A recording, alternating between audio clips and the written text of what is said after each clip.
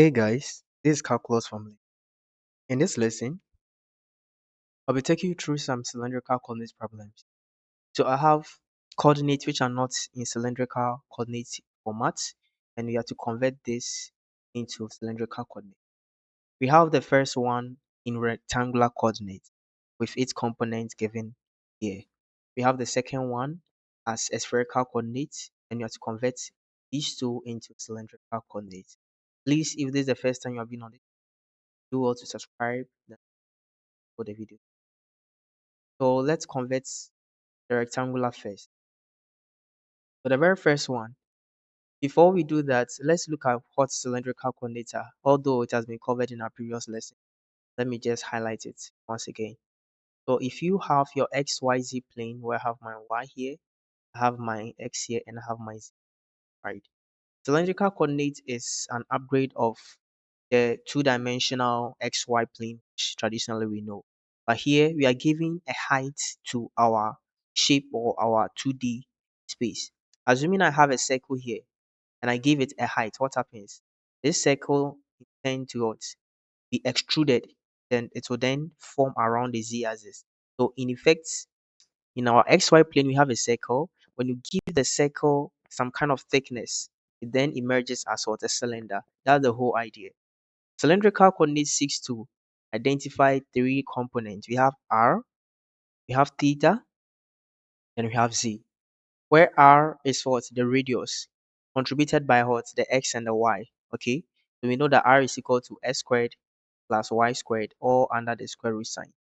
That is r. Then the theta is the angle this r is making with the positive x-axis. Okay, then also we have z, which is giving it the extrusion or the height out. So this will be our z. So these are the three things you are looking for in each of these coordinates. So for the very first one, x, y, z, what do I need? I need my r. R is equal to, as I've written, x squared plus y squared, or under the square root. So I'll simply have the square root of 2 over 2 all squared plus square root of 2 over 2 all squared. And how do you get here? So you quickly enter this into the calculator, then you punch it. So you simply have, you realize that this will give us what? So you're going to have, this will cancel this. So have 2 out of 4. That is 1 plus 1 out of, that is what? Square root of 4. So we know our r is 1. What is our theta? Here to find the theta, theta is simply the tan inverse y on x. Okay. So kindly visit our video on cylindrical coordinates. So we have tan inverse of y on x be equal to theta. Therefore, my theta will then be equal to, realize that I'll have tan inverse of the expression, what? 2 over 2 over root, which is approximately, or it will cancel to give us 1. So I'll have tan inverse of 1 giving us pi on 4. Then z, what is z? The z in our cylindrical coordinate as a z, the rectangular coordinate, so it's equal to negative 4. That is all. Okay, so you can just model this. Have my r is the x, is the y, right? So this give us x, y, and r in theta, right? And the z is oh.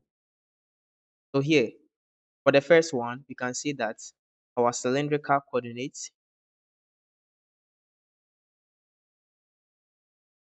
is given as, I'll have my r to be equal to 1, comma my theta pi on 4, comma negative 4.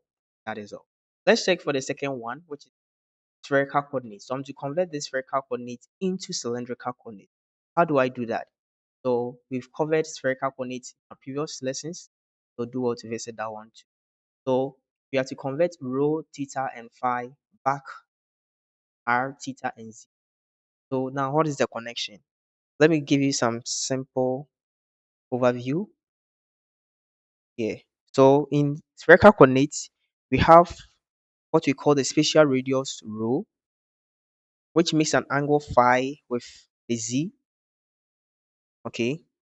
Then we have our r, which is from the xy plane. Okay. Then this is simply the z, right? So if you want to simplify or find anything here, what you do is you can clearly see that the relation here is that z is equal to rho cos phi, and we need z, so that is our first. We need z, then we need r. Our r is simply equal to rho sine what phi from this triangle where z is here and our r is here. As I said, this r is stemming from the xy plane that we just combined to give us our r. Okay, so just point this into the calculator. So you can see that we have theta already. So the theta we are looking for is already here. So our cylindrical coordinates will instantly be r, comma pi on 4, comma z. So we are just left with r and z to find. So to find r is rho sine naught phi, right? What is our phi? Our phi is giving us the cos inverse of this expression.